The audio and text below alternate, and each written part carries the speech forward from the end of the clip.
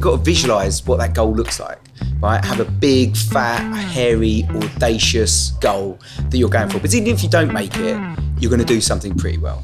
Welcome to this episode 1, series 1 of the GG podcast. This is Pints of View. Dinos. Sup, GG. Whee! Brilliant. Can I have a clap, please? the genius of that, there's fucking nobody here apart from Dean, I, and the Podmeister General, James E. Right, so thank you very much. Can I have one more clap? Because these now can breathe one. There we go, perfect. So thank you, everybody, both of you. This is the first time I'm doing this, Dean. It could be a car crash. I am a little bit worried, I've got to say. It could be brilliant. Yeah. But ultimately, what I'm after is an opportunity to talk with some of my friends about the shit that they do, the great things, the learns, the lessons that the life learns, things that actually set them apart from everybody else. But I did write you a poem so that everyone just needs to understand the man, the myth. So, Right. Dean Kelly, thank you for being here, mate. He's a man on a mission. He's a gift to education. He's devoted to recruiting. It's his eternal vocation. He's funny, he's a fighter. He eats meat to keep him lighter. Random. He's an investor, not a hobbit. You knew it was coming. He can sniff out ways to make more profit. He sees trails in the skies. He digs out corporate and government lies. Dino loves a conspiracy, but that's what makes you dear to me. He barely sleeps, reads 10 books a week. In business, he's great, but best of all, I'm delighted to call you my mate. All right. Thank you very much. I think you missed your calling. That's lovely. I should be a rapper. Right, Dean, so look, everyone knows about your success in business. Everyone knows about you investing habitually in tech startups, recruitment startups. They might not know that you're a bit maverick and freakish, and you look at the underbelly of pretty much everything. You don't follow trends. You look at the science behind everything. I'm a bit trigger happy when it comes to business, to life, and I think you are slightly more sophisticated and grown up with stuff. We were just talking about the RDLC, by the way, and Dean was telling me how I'm wrong about pretty much everything. But Not that's everything, there's some things you're right about. But that's what makes the genius work. Dean, why, how, what? What inspires you to look at the shit behind the stuff? I don't know whether it's inspiration. I mean, I'd like to think I was inspired to look at it. I think it's a slight distrust of the world. The world, everybody walks around in their bubble. Everybody has now got their head down, looking at their phone. Nobody's looking up. And I think in the UK especially, we want to level down rather than leveling up. There's always this bring people down, and I just want to know why. And so when I get told something, or something gets pushed to me, when something's too good to be true. If I push a deal to you and I push so hard, we do it in recruitment, right? You push so hard, someone says, hold on, let's just take a stop. I want to check out what's going on here. And I look at things and I think, okay, if I take a step back and look at it in its totality, why? And that's my why story. So does that mean, do you have politics or do you have philosophies? I have philosophies over politics. I mean, obviously, people go, well, he's a Tory boy, or just because you and I frequented many a party. And as you pointed out, every time the Daily Mail papped you, I looked like I was walking the other way. Head down. I do remember that. Why do you always look like you're not my mate when we're getting papped? Yeah, run. No idea. But for me, that came from a certain place when I was involved in both sides, and I work in education and children's services, and I got to look behind the facade, the curtain of tick boxing and stuff like that. And there's right and wrong on both sides, but I just felt there was more that could be done on one side and the other. And I've changed, not that I've changed to another side. If I see lies or corruption, you know me, I just call it out. And whatever comes of it, comes of it. So what's floating your boat today, apart from trails in the sky? Oh God, the list is endless. 15-minute cities, D-Day, just how so many people put their life on the line for us and to allow us to do things like this and be free and not be an area in society. And yet everybody's triggered by stuff. It's just little things. And I just think, grow up. The world needs to grow up. It's so petty at the moment. And so immigration is a massive issue at the moment. I think, as I think most of us do, we need more people in the UK to keep funding and driving UK as long as they're paying their taxes. Where's your opinion on immigration? Yeah. It's a loaded question. If you go back far enough, all of us were all immigrants of some sort, right? My dad's family come from Ireland, my mum's family come from Scotland. You're immigrants. Mate, that's hardly immigrant. But it's close. It's close. Well, Catholic side of Ireland. But my thing is, if you're going to be somebody that comes into another country, you should be doing it a proper way. We've seen Albanians coming over, and they've already said like they think up to 90% of criminals, they're coming over on little dinghies for £5,000. It's £28 on Wizz Air, right? So there's got to be a reason you're doing that. I think there needs to be no more checks. The biggest problem is that they talk about depopulation and the population getting bigger around the world. Nobody can really, measure that census and say exactly where it is. But the true fact of the matter is that we're not producing enough children in Western society. So actually, there's a depopulation going on anyway.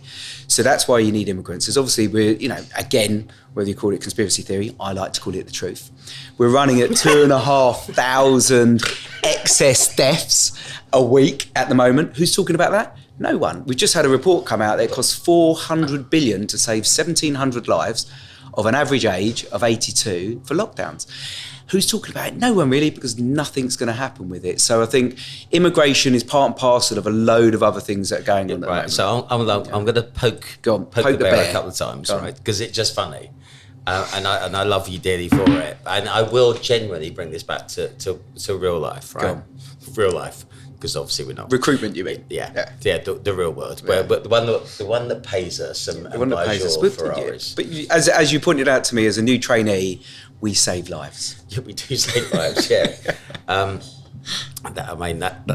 That there's a whole hour there. I'm not going to go into that bullshit. May I ask you about COVID? Ooh, which okay, bit? No. Which bit? I'm going to throw COVID over the fence and then going to step back gentle. COVID.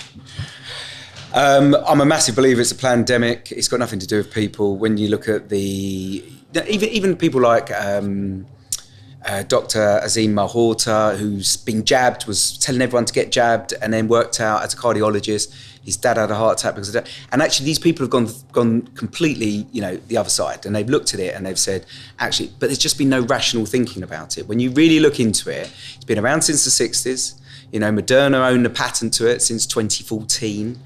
It's one of those things that wasn't there because of, I think there was a bit of this depopulation stuff going on. It was running at excess deaths, but it was more to do with coercive laws they've brought in that they say, for this reason, we need to stop people doing X, Y, and Z. But these laws are always overreaching and they get used on us. A bit like the Stop Oil. Oh, we hate Stop Oil. Funded by oil companies anyway. The Getty family. I would run over. Yeah, I would run over. I would run over, do a donut, go up on two wheels, and then take some of them out of that as well. Because in your roller, in my roller, in the roller, I could get out on two wheels. But look, the whole situation there. The reason the Met let that happen. And then probably because they're told by Khan they can't do certain things. But, you look at the police around the world, they're ripping their hands off the tarmac. Our police, tea and cakes. They're having a moan at people who are moaning at them, all right? But essentially it's so that one day there's a law that comes in where we think it's going to stop oil and it's going to stop this traffic. And that law will always be used on us. And that's what's happening in the world. It's the fear factor. It's called the nudge effect. There's a good book by Richard Taylor. Read it, not that you will. But it's about how you nudge people. And Richard Taylor is the chair of the Behavioural Insights team here and in America. Obama set it up. Cameron set it up over here. I did some work with them. I did some advisory on their app. And some very intelligent people, completely detached from the real world. And this is where they go. They go with the nudge effect to push people to do certain things. So you've chucked in Obama. Obama, yeah. Right, so then we have to chuck in Donald. Donald, yeah. Right, so if we're going to talk about the Illuminati controlling the world. Bilderberg, yeah. Right. So are we going to, let's have a little soupçon of controlism and where you think the world is going. God. Has it changed, right? Ultimately, I'm not so sure that the world has changed. I just think we're slightly more aware. I think we're more aware. I think the internet is double-sided. So it's very good because it's pervasive, and I don't think, if they've tried with swine flu, bird flu, all these different things in the past, they've not had until 2018, 19, you didn't have that mobile first society, right? So now it was so easy to track people and be pervasive and get this information to them. So I think we're more aware, but we're more controllable. So if you look at, there's, I think, 5 corporations which are backed by the same private equity houses in the US, who are family, funds essentially for the super elites. We're talking about Rothschilds. Rothschilds, Rockefeller. I mean, they go right back. If you look at where they changed their names, they're part of the Ornisi family. They're all from the same heritage and line. But you've got to go back into pre-Napoleonic Wars, 1700s, 1800s, where the Rothschilds controlled the banking system. And there's a famous quote from this Mayer Rothschild, I think. And he quotes, "I don't care which puppet is on the throne of the empire where the sun never sets. Who controls Britain is who controls their money supply, and I control their money supply." And so you decide wars. You decide on, because they make money out of wars, both sides. So if you look at, let's say like the Rothschilds, the Rockefeller, sorry, they were giving oil or selling oil to the Germans right up to the end. And Churchill was really annoyed because he couldn't bomb their ships, right? Couldn't shoot down their ships because it was money. If you look at the famous picture of the train track that goes into Auschwitz, Melrose Bush built that, George Bush the first dad. And it was funded by the elites and our German British royal family. And I know obviously you've got close links there, but so it's all about money. Yeah, I know. You're up there. I know you're a go-to. I know. Charles is new to the job. He's never been the CEO of the Royals before. So I can imagine he's picking up the phone to you, Gary, and he's how do I overhire? How do I make this work? Brilliant. I can feel the laser light on he my does chest like wind farms, though. Yeah, wind farms don't work. Yeah.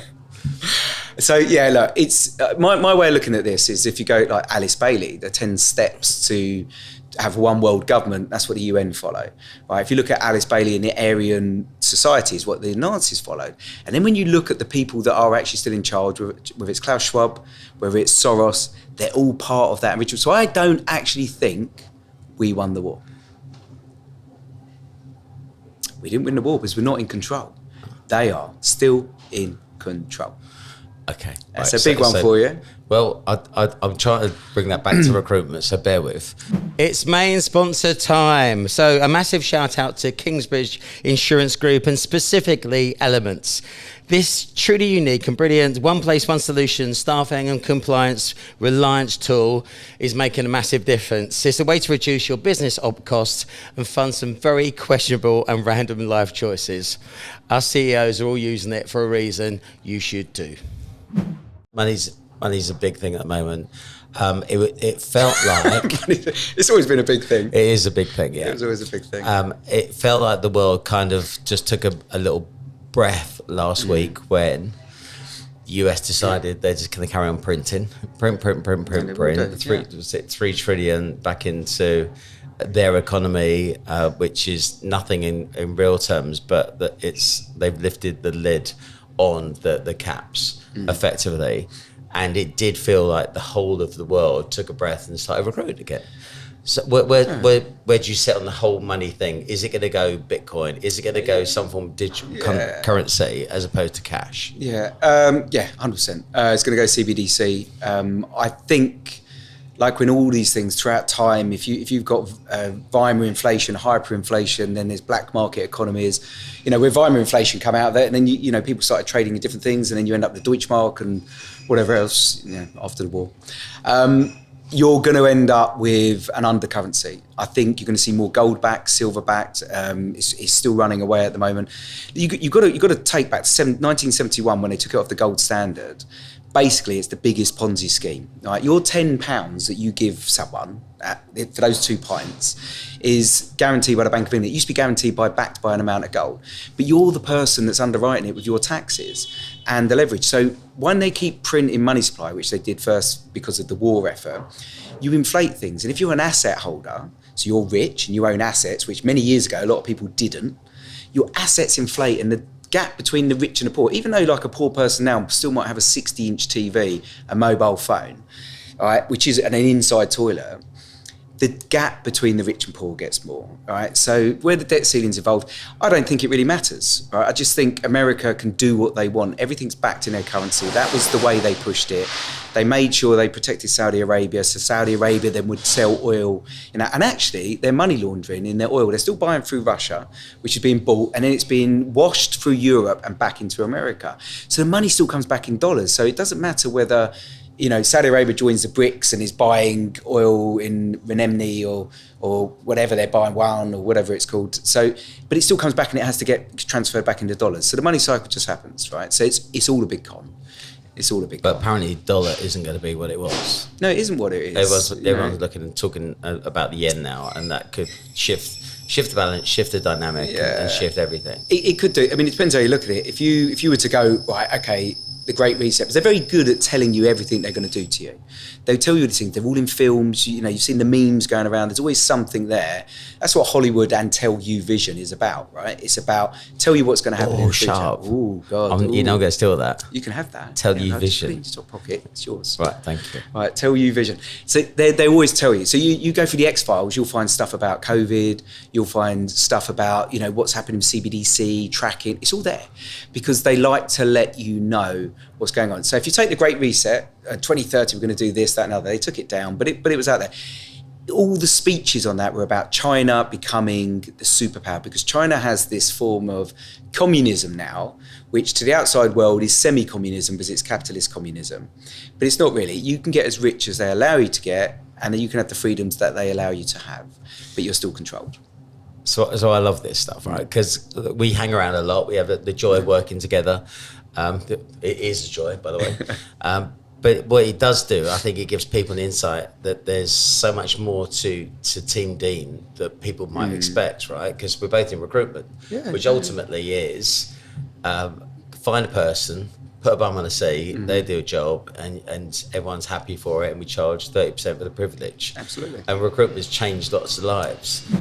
A massive thank you and shout out to Target Recruits, the #1 Salesforce-based recruitment-centric CRM. Now, they are the ultimate single moment of truth for aspirational business leaders in recruitment. If you're not aspirational, I wouldn't bother. I'd love to finish this bit with you talking about your recruitment journey and what made be, especially some triggers. I'll chuck in the adjectives here: special, exceptional, one of a kind, deliberately different, investable, and to be fair, Dean, I mean you're proper sort of godlike in this shit. Thank you very much. Thank you very much. Chuck out something that people might say. Here are 2 or 3 things that they can hang their hat on, based on this bloke who looks deep into fucking everything. Yeah, I mean, look, I don't get deep into everything like in business like that. I get enough to act on. I think if you're waiting for perfection, you've missed the boat, right? So in business, I'm like, when it's outside of my remit, it's not something I live and breathe every single day, then I want to know about it. I don't like to trust people solely, and I haven't been to my doctor since 1998 because I don't trust doctors. Tells me about. He's really upset. I don't trust doctors. Falling out. General practitioners are generally practicing on you, and they're getting it wrong, right? So, and that's the way I look at it. They're generally practicing. Yeah, come in. I'm still learning. Let's have a go. Yeah, looks like could be that. Take some of that. But don't read the side effects. So I'm very like that, and I've been a very healthy human being because of that. So, but where business is concerned, I'm a lot more emotional, a lot more driven. They went to uni. Who did? Yeah, but the university is the biggest con pushed on society today. It's an indoctrination into the long journey. There we go. Right, go on, crack on. So I won't go. Can I just say this is 0% beer, but I need it right here. For those. Strap in. No, I won't go into that. But I feel the whole push towards education in that way is just to keep this myopic view. I don't care now. Toulouse has just finished it. Look, if you need it for a professional qualification of some kind, like a doctor, which if you go back through the whole curriculum. Yeah, but the whole curriculum was written. So the education system was started by Rockefeller. The pharmaceuticals institution and the medical institutions were pushed by Rockefeller. The whole curriculum had to be agreed by them. So the curriculums that now go on in medical school are basically pushed by pharmaceutical companies, right? So today I heard on the radio coming in that they've announced this new drug that Elon Musk sits behind, which is an injection for weight loss, right? When you start to look into that and the differences on like how long you stay on it for and the damage it causes to your body, why can't you just eat less and exercise, move more? It's quite simple. Why aren't they pushing that? Because there's money in pharmaceuticals. There's not money in healthy people. So I do look at certain things a different way. Okay, but you get business. literally, I'll go back to because your nuts is. I coming out. know my nuts side. All right, okay. Right, okay. But So I want 3 things that people can take away from this. By the way, fucking brilliant, mate. 3 things that people can take away from this that they go, all right, okay. So is it research act? Is it believe in yourself? Don't read between the lines. 3 things. Right. Yeah. Purpose, vision, belief.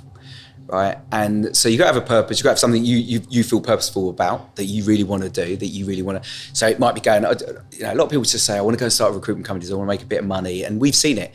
Majority of lifestyle, right? There'll be lifestyle. What do we say?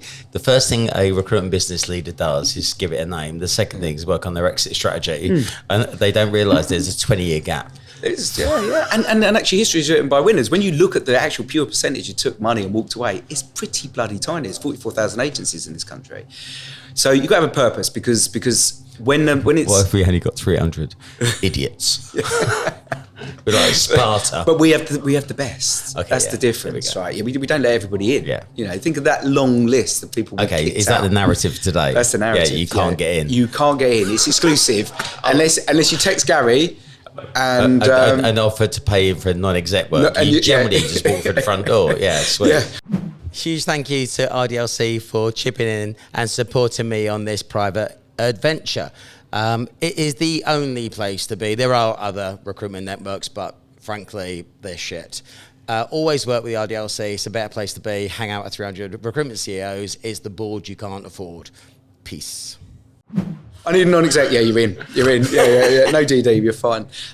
So look, when the mornings are cold and dark and it's raining and you don't want to get out of bed, your purpose gets you up, right? A vision, you've got to visualize what that goal looks like, right? Have a big, fat, hairy, audacious goal that you're going for. But even if you don't make it, you're going to do something pretty well, right? Okay, can I just only because it's just fresh in my mind, because I can't believe how the PGA folded over Live.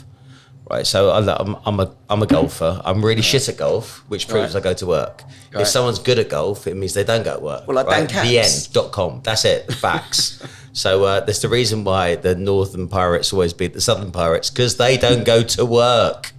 Right. So Live basically was paying people ridiculous amounts of money, guaranteed income, to start up a splinter group in terms of golf.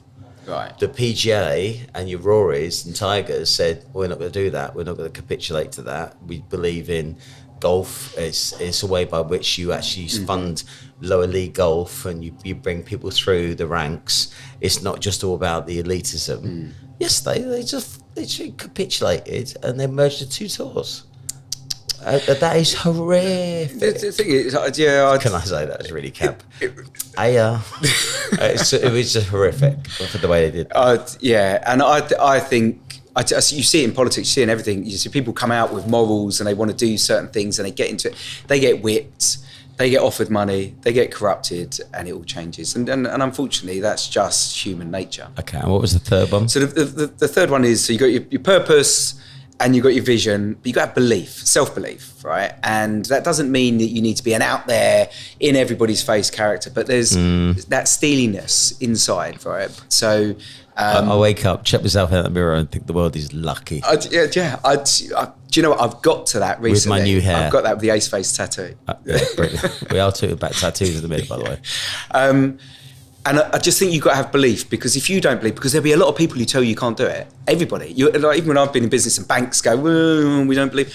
It's funny story to give you a bit about belief, right? When I sold my first company. Can I be the judge if this is funny or not? It's a little bit funny. It's a little bit funny. We do have James in the room, so we'll make James, right? We'll see where I get a round of applause. I can't see this going well. It's not I mean, it's not a okay, joke. well, let's see how funny this is. It's quite funny for realism. Go. For realism. Right, so my bank manager, who's come out of Hoddesdon, tiny little business, we've got a 30 grand TTI loan with him and funded itself. So you just call him 2 pints, turn up once every so often, 2 pints and a tuna roll. All right. So we sold to this acquisition vehicle, this business, and they were obviously corporate banking in Canary Wharf versus Hoddesdon. All right. And so we had to sign papers, so you can't tell anyone. We didn't tell anyone. I got this phone call from him, Dave, the bank manager. Dean, I've just had an embarrassing conversation because I've had corporate phone me and say that you're taking your account and you've been acquired and this, that, and that. Long story, isn't it? Yeah, it's a long story. It gets there. And I said to him, what's the problem? He goes, well, you could have told me. I said, I couldn't tell you. I signed paperwork to say I couldn't tell you. And then he went off on one. And I thought he was joking. And then he said, all the things I've done for you. I said, tell me what you've done for me, Dave. I invited you to come and see the Premiership Cup. Did I come, Dave? No, you didn't. I said, but I don't want to see the Premiership Cup. And he went, do you know what? I didn't think you'd make it anyway. And put down the phone. And the thing was that listen, that wasn't funny, was no, it? I'm getting to the bit. Oh, shut up. I'm getting to the bit. We got producer issues here. The naysayers, the belief, because no matter whether or not he did me a loan, what's the my bank Premiership manager. Cup? So does anybody here know what the Premiership Cup is? The Barclays Cup. It was the Barclays Cup. What's that? It's a big silver cup. Premiership Cup, Barclays Cup. I don't know. I didn't go and see it, did I? I just think I've invited the wrong person. What a dick. I don't know what you're getting at. Premiership. No, exactly. The Premiership. I did say that, didn't I? I said Premiership Cup. The Barclays Cup. I think your headphones aren't working. No, yeah, it's just... That earring is blocking your ear. Literally, what a dick. Right, Dean. So, yes. I love you very much. That was the worst story you've ever said. I'm just saying, the belief. What do you call a nun in the wheelchair? Virgin Mobile. That's funny. Fuck off. A huge thank you for all of the support from Corporate Peaks. Now, if you want to maximize how you incentivize, you have to phone these people. Business-related events, lunches, conferences, and fun trips. From snow and black runs to tequilas and after sun, they just do it better. And now it's time, mate, you're going to love this. It's like we're doing a proper podcast here. Go ahead, come on. It's time for alphabet soup. Yes. I got hands. Right, so we're going to spin the wheel. We're going to come up with a letter. Sure. And then you have to talk about something that relates to that letter. It should prompt. Now, I do have prompts here, because obviously Gary's got a book coming out. This is. Have you got a book coming out? Shut up. Who's doing you forward? Papa's got to get paid for this shit. So, whatever letter comes up. Jamesy! Yep. Here we go. Right, so we're going to spin the wheel. Why don't you do it, James? You can do it, James. Oh. Kinnell. That's close, isn't it? Kinnell. Right. Have I got a spin? No, Dean, give it a proper spin. Oh, no, you didn't. Oh, no, you didn't. Right. I would like you to come up with 3 words that others would describe you as. I did say tall, dark and handsome, and that obviously caused a bit of a giggle. That caused a bit of a giggle. So, 2 out of 3 wasn't bad. No, you didn't make the edit on that, yeah. I would say intense. So my wife says I'm an intense human being. So you like camping? I like camping. It's a bit smelly in the old plastic camps, but not really. Yeah, I don't know where I was going with that, but good. Last time I've only camped once and it was awful. Yeah, it's not got a mini bar. It's not got a mini bar, and I'm far too 5-star. So yeah, intense, non-stop. My children moan that they say you've got far too much energy and because you sleep too little. And what else? I like a giggle. Or I'm a crap drinker. One of those two. And they intertwine, to be fair. I like a giggle. Okay, I'm a crap drinker. Let you have 4. Yeah. So let's go through each one of those just so people get some level of your nut. Right. So I know you can't drink. I can't drink. I mean, you're ridiculous. You walk past a pub and yeah, if I have a wine gum. Do you remember that time we had to carry you home from? It wasn't even far, was it? It was from Tanit. Oh God! In yeah. Ibiza, or Nassau, and we had to walk you down the beach. I mean, that was a good. In my defence, I hadn't eaten. Yeah, I hadn't eaten at all. That was probably it. I think I only had about 1.5 Aperol spritzers. I think it's quite nice that actually when we're all together, we do let ourselves go a little bit. One of the things you said to me the other day about brutal honesty, I think that day I was brutally honest with a lot of people. All the way down the beach. It was. Do you know what? I think there's something in that there's an opportunity for us to put the RDLC in the shop window here. You can actually relax and when you're with people and your peers who kind of get you and know the stresses and strains of running a business, because it's quite lonely at the top. Super lonely. And when you're actually with peers who kind of get the gig and understand the stresses, you just go, I don't have to pretend, right? And most of us don't really know what we're doing next. It's just, and leaning on people who might have been that's the best a couple thing, of pages ahead on the book of you. Or a couple of pages behind. I think there's always something to learn from everybody, and that's the best thing about the RDLC. But essentially, your partner doesn't care what you did at work today. They might listen, they don't care. Your parents don't really care. Your mate doesn't care whether you've got a new watch or a car, or you've just hit this target, you've done all these things, or whether you're having a nightmare. They just don't care. When you've got a peer group who have been through, say, similar trials, tribulations, and they might not have the perfect answer, but they have an answer, you can take all that information, make an informed decision, and you make less mistakes. I think that's the best thing about the RDLC. Saying earlier, you don't win and lose, you win and learn at the RDLC, and you do. You always find a way to do something better. It's not that you won't make mistakes, you'll just make less of them, and you'll react to them better and quicker than you would if you did it on your own. So O's for honesty. or honesty. Yeah. I grew up in Hounslow. There's no H in Hounslow. And intensity. So I know how hard you work. I know how hard it is to get an idea through you. How does that manifest itself in your normal life? It's a yin and a yang, but I think we're all like that. I think you'll know with your personality and my personality that you have an intensity to your personality which can be amazing and fun and energetic and magnetic for people, but it can also be like a magnet. It can be repulsive, right? That you push people away and because you're driving at a pace maybe others don't want to be at, or you're talking so intensely about something you feel so passionately about, your purpose, vision and belief, whatever it might be, that others just don't care as much as you do. And it knocks them back. And I think in different but similar ways, I think all the leaders that we've met and we know in our businesses and our RDLC, they're all a bit like that, right? And that's why when you get all these nutters in a room together, they can bounce off each other. And you could be sat your immediate competition you've never met. They're in the building across the road. You're going for the same clientele. 5 minutes in a room together, you realise you're just two people trying to do the same thing. And actually, if you share a bit of knowledge, you're going to be better for it. Can I share one? Go on, please. So I used to love asking people, if something were to happen to you brilliantly today, who would be the one person that you would call first? Is it your mum? Is it your partner? Is it your boyfriend, girlfriend? Who would that be, that person you would celebrate with the most? Because what used to really, really, really get my goat, if I was really caring about their career more than they did, I would phone that person. Yeah. So I would put their phone number of their mum and just say, right, I'd love Dean very much, but I think I care about his career more than he does. I care about his success more than he does. Could you get involved in this? And before you got home, I would have sent your mum some flowers, ask her to get involved in this, and just say that you can only have soup tonight. You can't have anything good to eat until such time as you go back and say sorry to Gary and work at this. And it really, really mattered. And actually, mums and dads and partners really got involved in this stuff. Yeah. And then these people used to come in the next day and go, fucking hell, did you really do that? I went, yeah. Yeah. And it made a massive difference. So, I think getting it does, that one person that's important to them involved in people's careers, I just hated it when I kept them all. Yeah, I do struggle, and I suppose that comes with the intensity as well, is that I struggle with lack of ambition or lack of aspirations to be better than...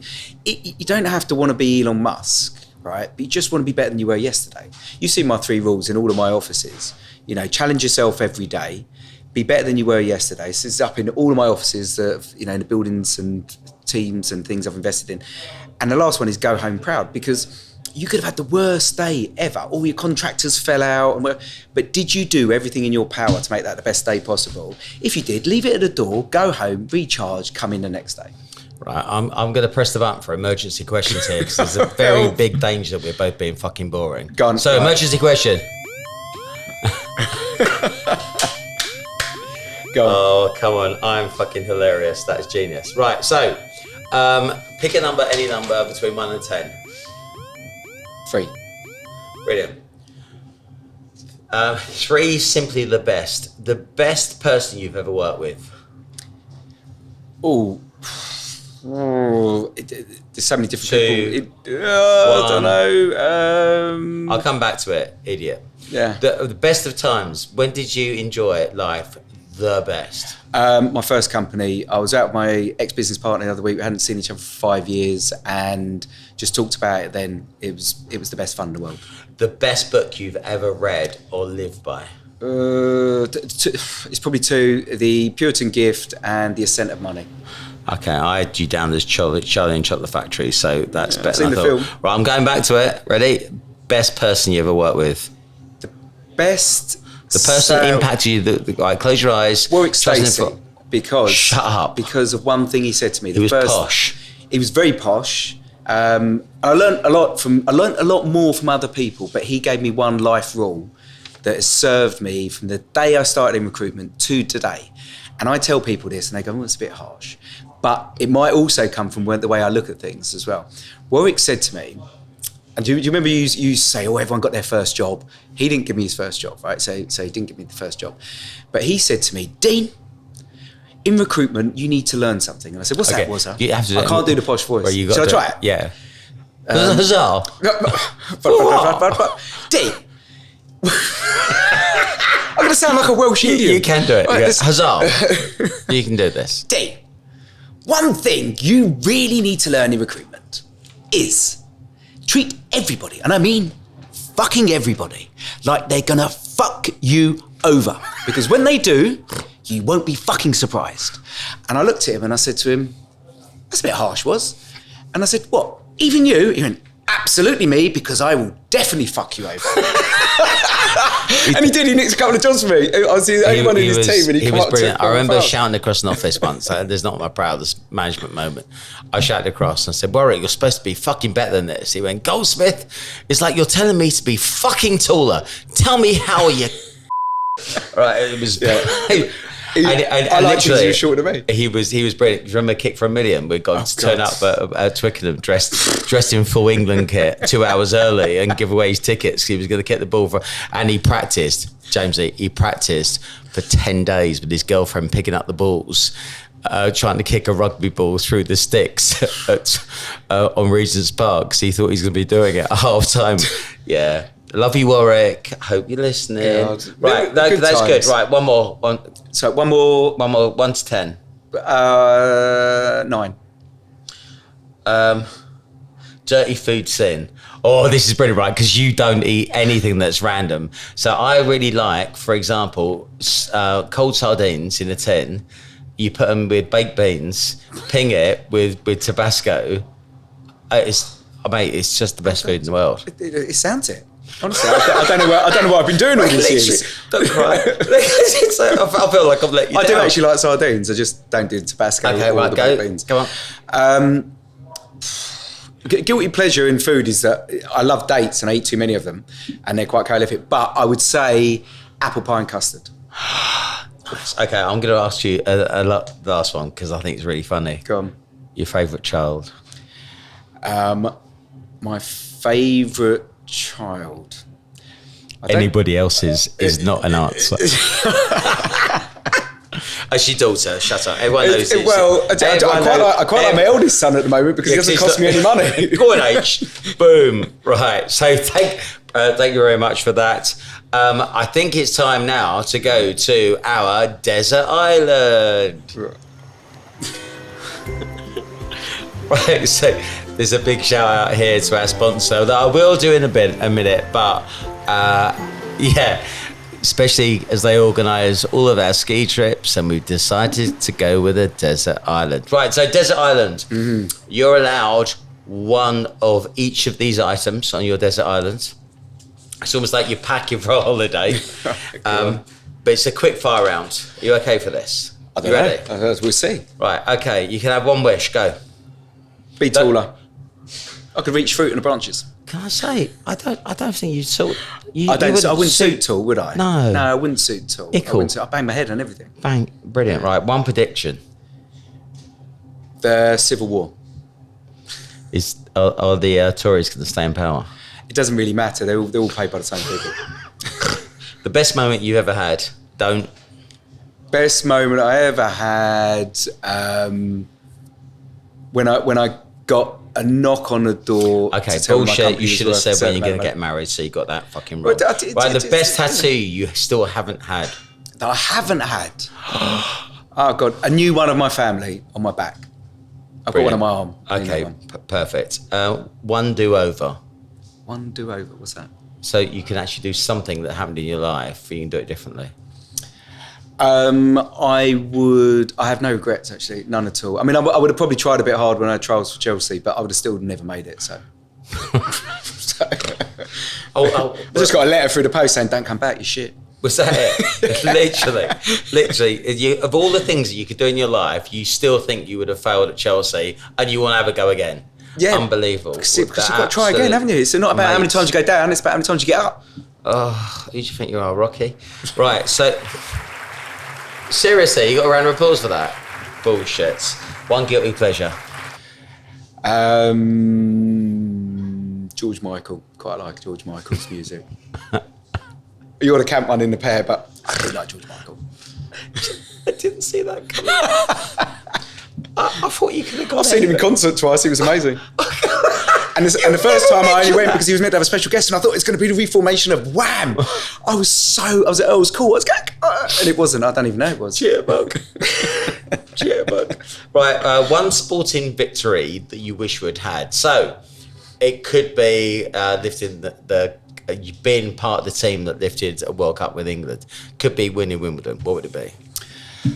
It would be winning a world title at Madison Square Garden as a boxer with an army of fans. Okay. I could do that. I was never good enough. But okay, Floyd Mayweather. Oh. Yeah, but probably do you know what? I do like Floyd.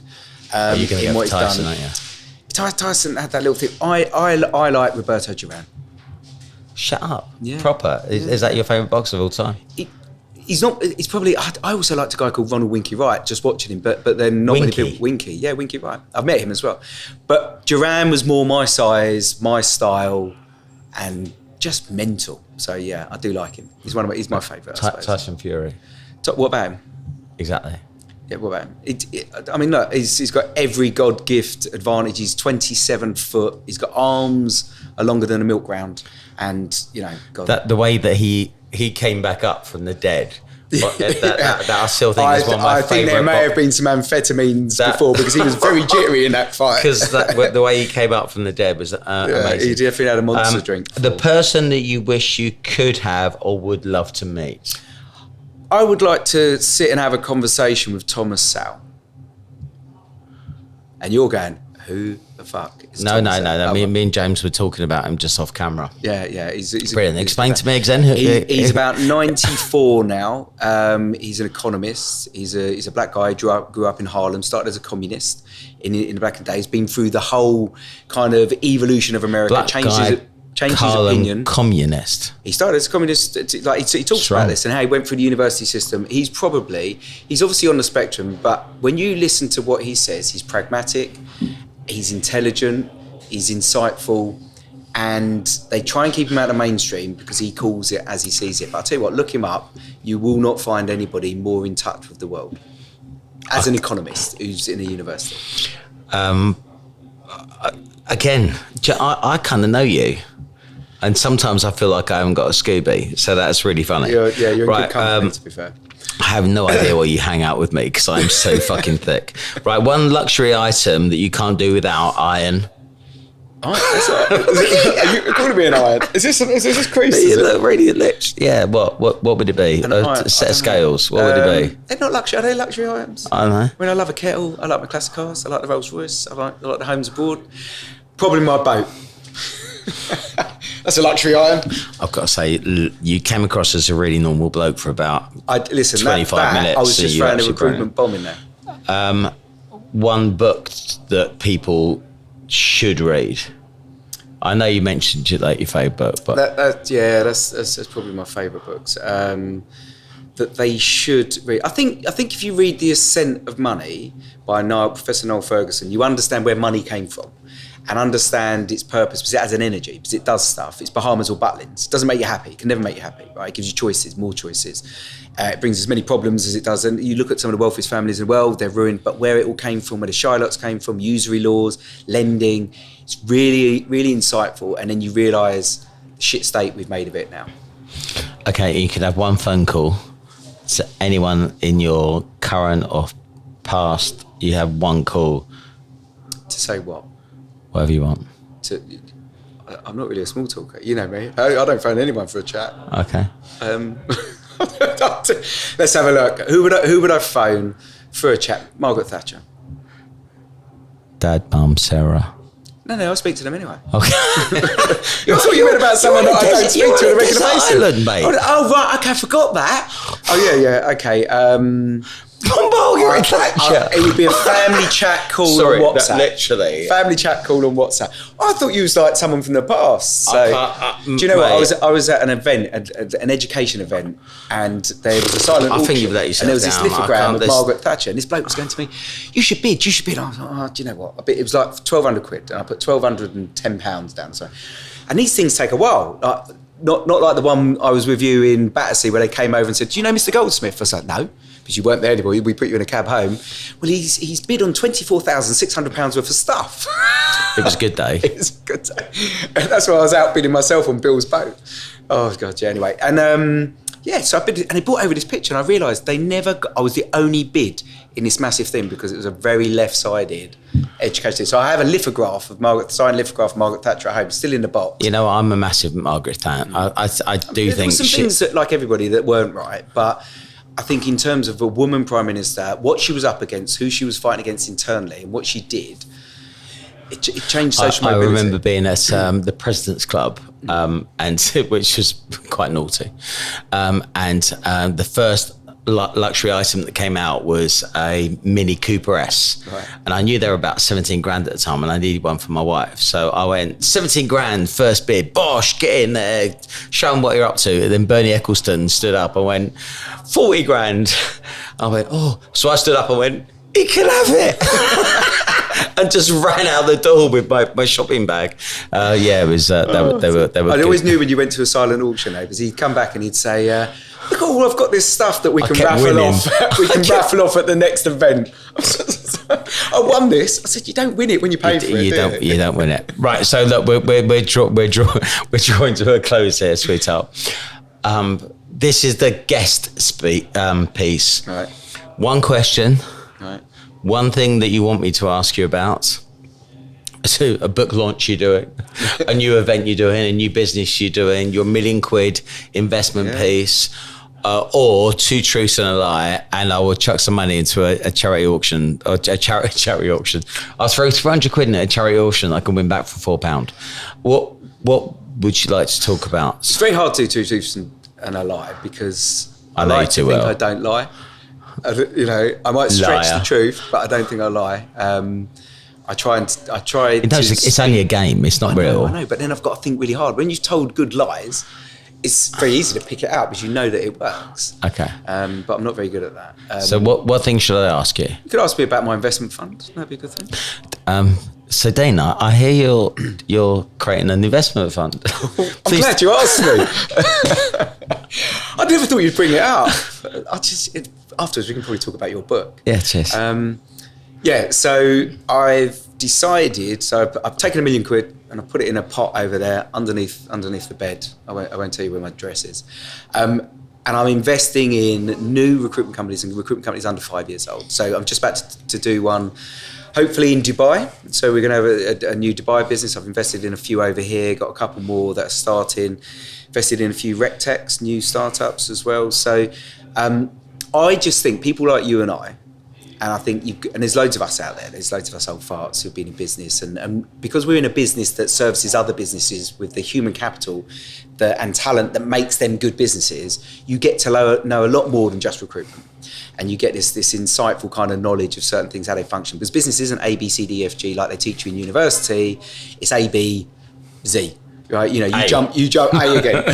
Actually, that's recruitment at the moment. Yeah. A, B, C, D, A. A, B, C, D, A. And that's the ceiling that people hit. And so I want to do something where I'm not just investing, I'm not just the investor and I'm capital. I pull back the curtain. And go. You remember that lunch we did when we had a finance FD there, and we had all those CEOs, and you said, "There's no silly questions today, people. Any question goes." And then there was a silence, and one of them went, "What's the P in P&L?" I think it was Paul Glynn, and he said, "Yeah, that's profit." And the thing was, half of them went, and you just don't know what you don't know. That was the same time that you actually asked the question, which was, what do you do for a living? What do you do? What do you do? No, what does a CEO do? Tell us what the role of a CEO is. Tell us what you do. Everybody was copying each other. Copying each other's homework. They didn't know. This kind of esoteric job that no one understands. It was funny because what you realise is in a business that's built just on people, and you don't get there generally through timescales. You go and start a business, you don't know what you don't know. So you have to have that network.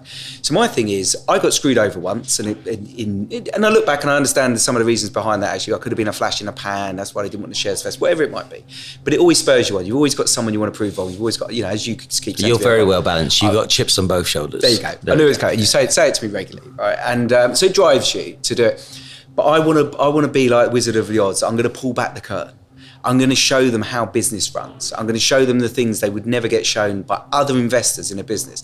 They're not going to be shown what goes on behind. There are certain people out there we know of who have these floating debentures. They dilute them out of their own businesses and all this stuff. I don't do any of that. I'm very open. If you don't you're like not the deal, James Caan, is what you're saying. Oh, yeah, I'm not James Caan. Okay. I don't know whether we can get sued for that. And we'll be fine. I'm not without prejudice. I'm not James Caan.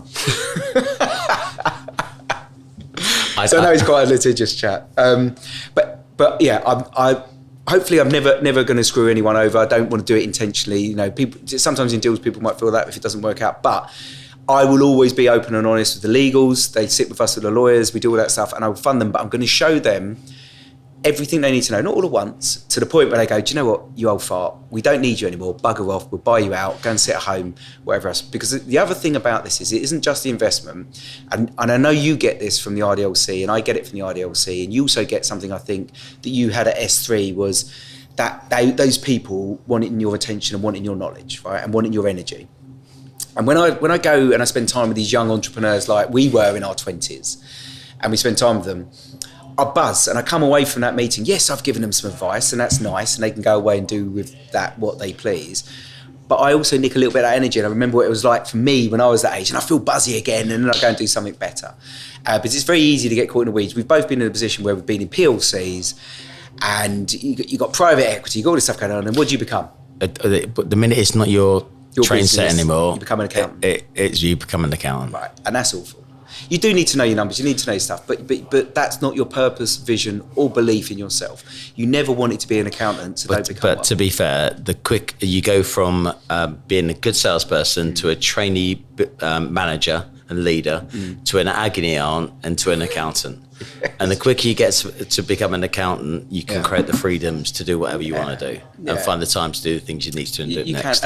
But I've had those. I've sold and I've come out and I got approached to. Have you sold a company? I've sold a few, and then you get this approach to come and be like buyouts for private equity, and it sounds great. I mean, I had one recently, but I prefer the dangerous stuff, investing in somebody who's just phoned me up and said, I've got a great plan and I want to do this. And I was like, I find that exciting. If it fails, at least it's my failure and their failure together. And that's the purpose. Let's face facts. If anyone has the joy and privilege to work with you, well, one, they've actually had to sing and dance pretty well to get the gig. And if they get you to work with them, they are very, very, very lucky people. I hope so. I tell my wife every day. She's very she phones me. We talk about it. She doesn't agree.